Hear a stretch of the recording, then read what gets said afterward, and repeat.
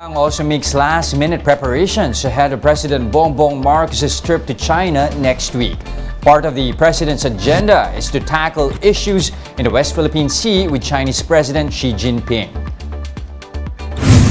And in the PBA, the Bay Area Dragons pulled a monster comeback to even the final series against the Ginebra Gin Kings.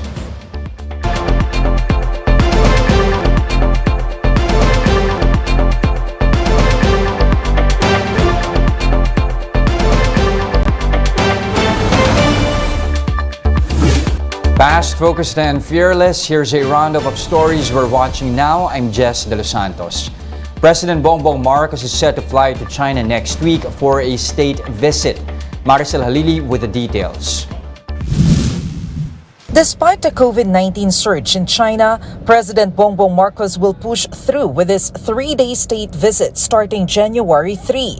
A bubble arrangement has been agreed for the Philippine delegation to minimize the risk of exposure to the virus. And, may mga pagbisita talaga na hindi natin pwedeng i-postpone. All Philippine delegates will go through daily COVID-19 swab tests. Those who will test positive for the virus will be quarantined. That person cannot join the flight of the president for obvious reasons, right? So that person will have to wait until he tests negative before that person will go back to the Philippines. Attending big gatherings will also not be allowed. This is the reason why Marcos Jr. won't be able to meet with the Filipino community in Beijing. But his meeting with Chinese President Xi Jinping will go as planned. One of the issues expected to be tackled is the territorial dispute in the West Philippine Sea. The president wants a peaceful and stable situation in the West Philippine Sea and will continue to uphold our country's sovereignty and sovereign rights during his meetings with Chinese leaders. He is also scheduled to meet with other officials such as Chinese Premier Li Keqiang. Up to 14 bilateral agreements are expected to be signed. This will likely include deals on trade, renewable energy, and maritime concerns, among others.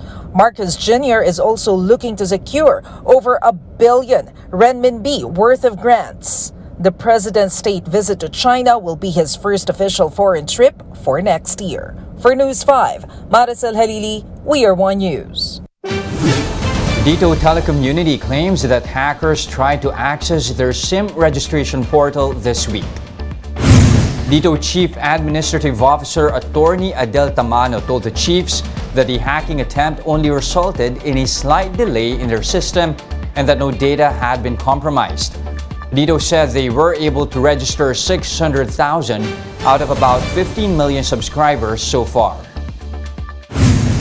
It lasted for 22 minutes yesterday, but because of the protections that we had set up, our intrusion prevention system and our firewall, it really didn't affect our system. The only thing it did was for about 5 minutes nagka-latency kami ng konti. So all in all, we actually have been quite, modesty aside, quite successful. More stories after this short break. Stay with us here on One News Now.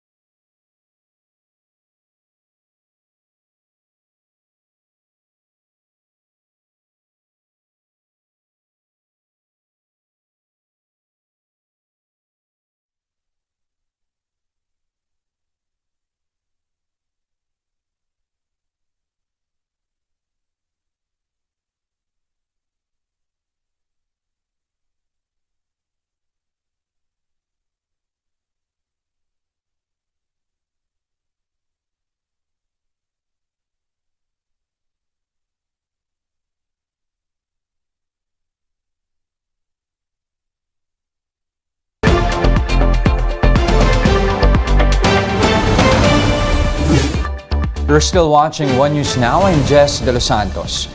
Agriculture Group SINAG believes that the proposed 250 pesos SRP for onions will help stabilize prices as local harvest comes in by January.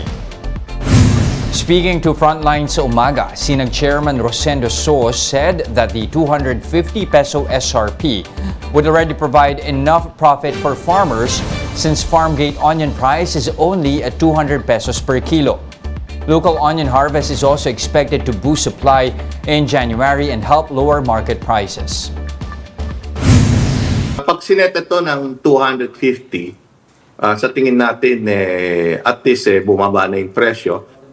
Itong first week up to first week of January yan, and yung susunod na ani marami nang lalabas no by January 15, so mag-stabilize na yung presyo. Meanwhile, the group is against proposals to turn over confiscated smuggled onions to Kadiwa stores. SINAG warned of possible health hazards since smuggled onions have not gone through the proper quality inspections. Walang sanitary phytosanitary certificate, hindi na-check ito na proper inspection, and baka mag-spread yung sakit. So dapat talaga is ma-check mabuti bago iparating itong mga kargamento. Hindi yung basta-basta na makumpiska, ibebenta na lang. The Health Department continues to prepare for more firecracker-related injuries this coming New Year. JC Cosico with the story. A tent for firecracker-related injuries has been set up near the emergency area of the Jose Reyes Memorial Medical Center in Manila. At the triage, patients' details will be recorded, after which those with mild wounds will be treated in a designated area. Those with severe injuries who may need an operation or amputation will be brought to the operation room.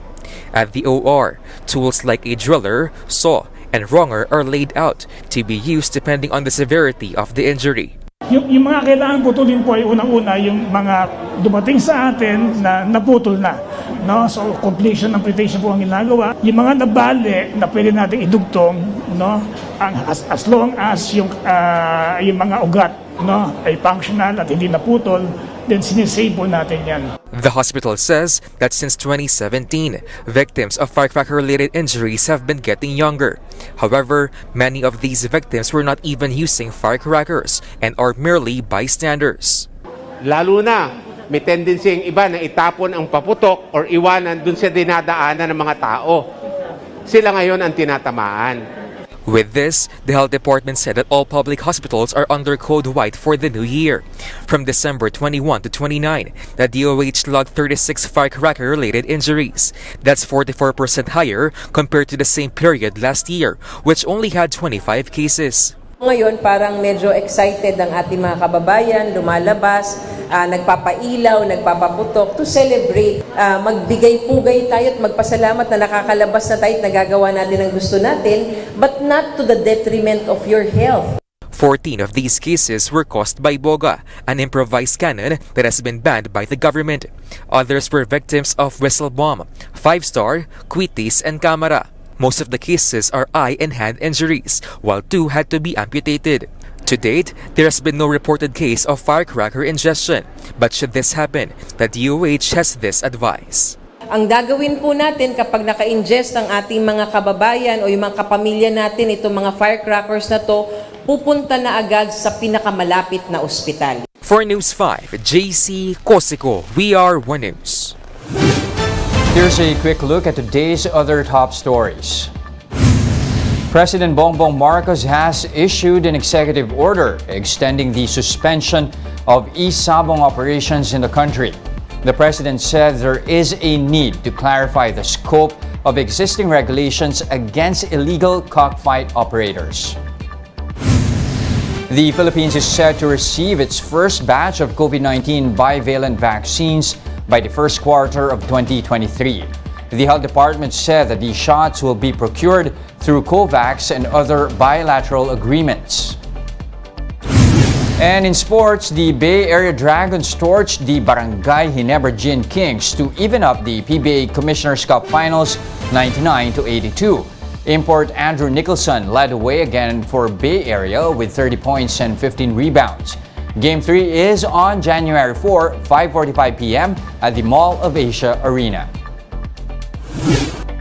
For more updates, visit News 5, the Philippine Star, and Business World online. Visit our website, onenews.ph, for more in-depth analysis. You can also catch One News on the Signal Play app. Register for a free account now at www.signalplay.com and stream One News live anytime, anywhere. I'm Jess De Los Santos. We are One News.